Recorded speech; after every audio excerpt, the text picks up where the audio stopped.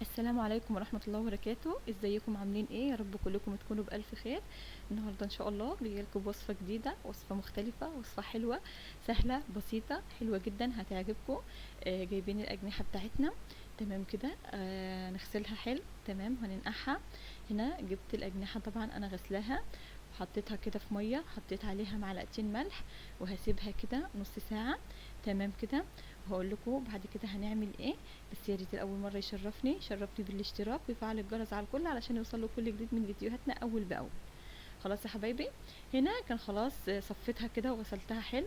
تمام كده. وجبت كده الصينيه بتاعتي، حطيت فيها ماده دهنيه، سمنه او زيت، او سمنه على زبده، او زبده على زيت، اللي يريحكم. اهم حاجه اي ماده دهنيه. تمام. ونزلنا كده، سخنت معانا، نزلنا بالاجنحه بتاعتنا. هنرش عليها رشة ملح بسيطة ورشة فلفل اسود. خلاص. هسيبها كده تاخد كده ايه وش ذهبي كده من تحت، وابدأ اقلبها. خلاص يا حبايبي، لايك للفيديو وشير لكل اصحابكم وكل حبايبكم.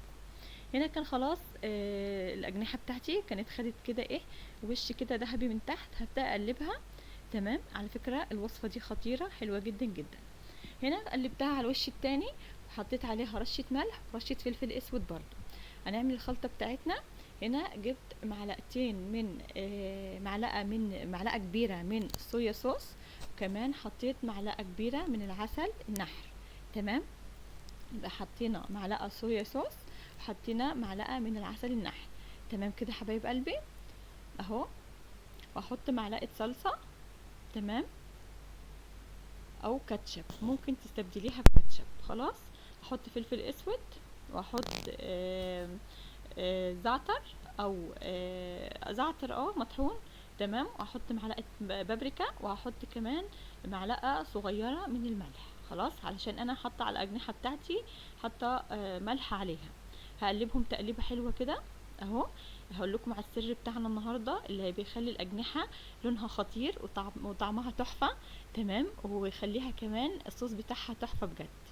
هنا خلاص خدت كده الخلطة اللي انا عملتها، وهنزل بيها على الاجنحة بتاعتي، وهبدأ كده اقلبها اهو، زي ما انتوا شايفين كده.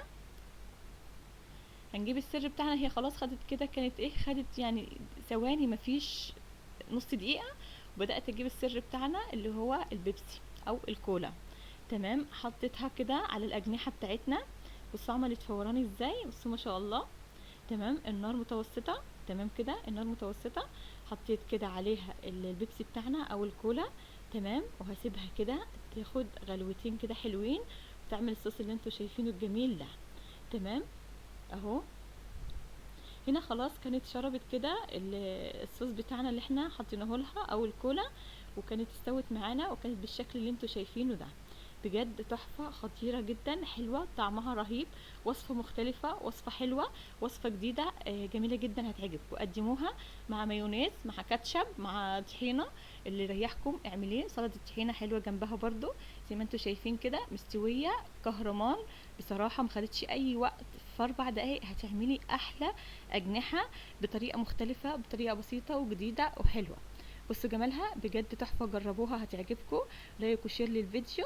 ويا ريت الاول مره يشرفني بالاشتراك، ويفعل الجرس على الكل علشان كل ما انزل فيديو يوصل له اشعار بكل فيديو. اشوفكم فيديو جديد، انتظروني. اقول لكم سلام عليكم، مع السلامه.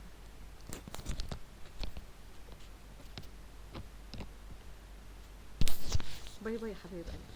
جربوا الوصفه، بس ما تنسوش تحطوا اللايك، حطوا اللايك قبل ما تمشي. خلاص.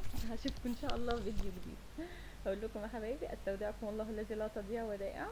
اشوفكم على خير، مع السلامه.